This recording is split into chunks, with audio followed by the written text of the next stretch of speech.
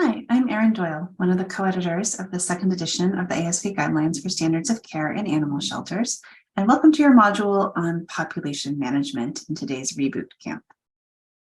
The population management is a section that sells an expansion from the first edition, and it's divided into three subsections: determining your capacity for care, operating within your capacity for care, and monitoring your population level data. So let's dive into each one in turn. Just as with the original, the second edition emphasizes the critical importance of considering your capacity for care, recognizing that there are only so many animals that you can provide care for in a way that meets the rest of the guidelines. And operating beyond your capacity for care is an unacceptable practice. So what goes into our capacity in our organizations? One factor certainly is your housing, the number of enclosures that you have, and not just any enclosure, but enclosures that really truly provide humane housing. Foster care is another component of our housing capacity. Another factor in our capacity is our resources, financial resources, supplies, equipment.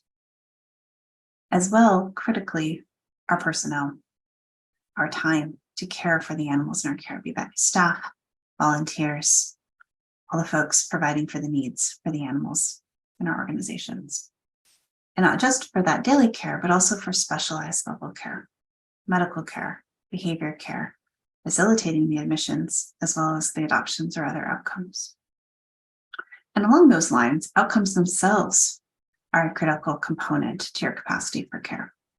If you take in more animals than you can reasonably and efficiently match with the most appropriate outcome, animals will get stuck in your care, and that will lead to being overcapacity.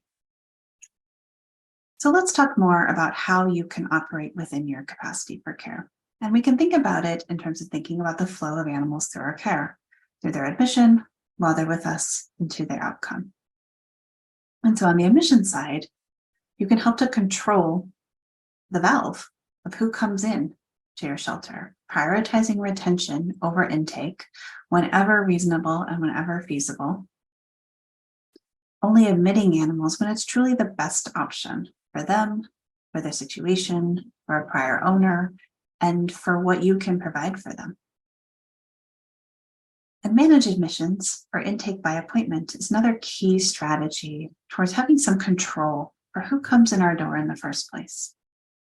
Recognizing that there will be walk-ins, there will be lost pets, stray animals that need to come in through your doors, and yet we can control whatever can be controlled, and this is regardless of organization type, organization size. Scheduling and planning admission is a really key strategy to operating within your capacity for care. But knowing that some animals will be with us and will need our care, and while they are with us, a really important strategy to operating within capacity for care is minimizing length of stay. That is whether you're a high volume, high intake organization that has a very rapid flow of animals through your care, or whether you're a limited admission shelter or rescue, has animals stay with you longer because you're deliberately taking in animals who might take longer to place. Regardless, making sure that there is not wasted time, that the animals are with you, is a really, really powerful tool to operating within your capacity. And this can be accomplished through pathway planning, which we'll talk more on in a bit, and having efficient and streamlined processes. Another way that we reduce our length of stay is by ensuring that we don't create barriers to outcomes. Just as we want to prioritize retention over intake, we want to prioritize reunification whenever possible. And we want to remove barriers to reunification and to any local outcomes, such as adoption, ensuring that our open hours, that our fees, that the languages that we provide our services in all make adoption accessible for our community members. But let's talk a little bit more about length of stay, because again, how we think about our length of stay in your organization is a really powerful tool to working within your capacity for care.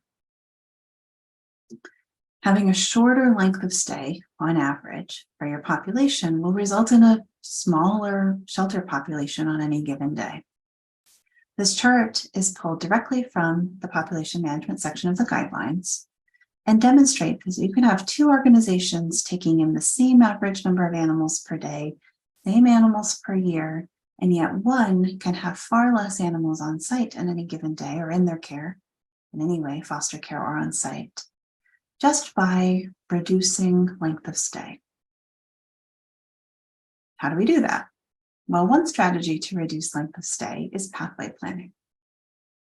As soon as an animal crosses your path, you want to have an idea of what's the likely outcome for that animal. Will they likely be adopted? Will they likely be reunified, transferred? Is euthanasia the most appropriate outcome for this animal? And knowing that likely outcome is going to trigger your next steps for that animal. That outcome may change. You may have anticipated a pathway of reunification and yet no owner comes forward. You may have anticipated an outcome of adoption and yet you learn new medical or behavior information that makes you rethink that pathway. That's fine. That just cues in a different set of next steps. And this is an ongoing process until that animal reaches its outcome. It's an effective tool to make sure that animals aren't waiting unnecessarily for next steps, aren't stagnating while they're with you. And in summarizing these two capacity related sections of our population management section, recognizing that every organization has a limit on their capacity for care. Every day matters while that animal is with you. Every animal in your care needs to have a plan. And you need to trust your community members and make sure that you aren't creating barriers to pets staying within homes or being placed in homes in your community. Rounding out the population management section, let's talk a little bit about data. So just as with the original, the second edition emphasizes the importance of looking at your population level data.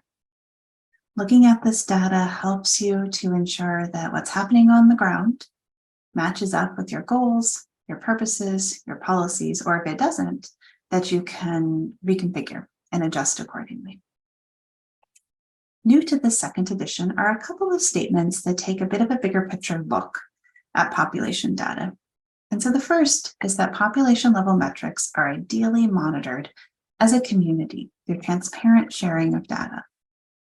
This can be done via national data sharing efforts like Shelter Animals Count, and through direct communication with your partners in your community, or best case scenario, both.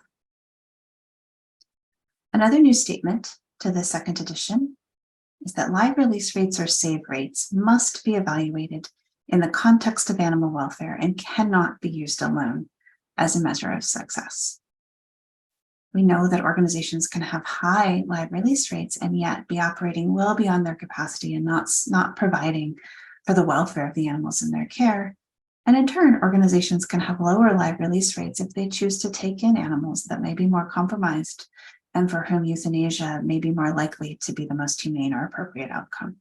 And so it's important to look at the big picture when we're looking at our data. But ultimately recognizing that one powerful tool that we have to facilitate live outcomes for the animals in our care is working within capacity for care.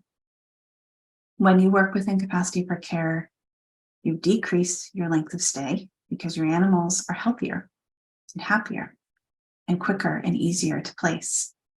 And in turn, again, you can increase your live outcomes. So once you start working within your capacity, it sets up this lovely positive cycle that helps you to do more and have greater impact for the animals in your care. And with that, I will eagerly await your questions in the Q&A.